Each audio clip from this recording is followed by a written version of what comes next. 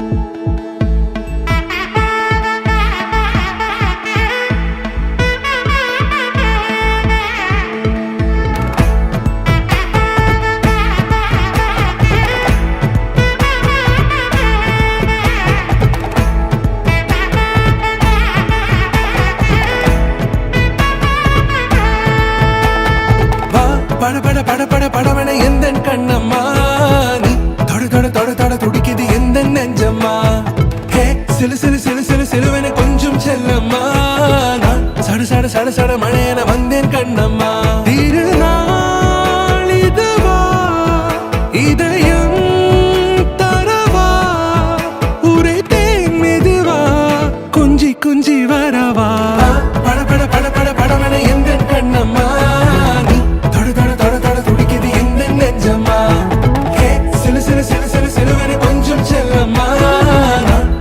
சட சட மழையென வந்தேன் கண்ணம்மா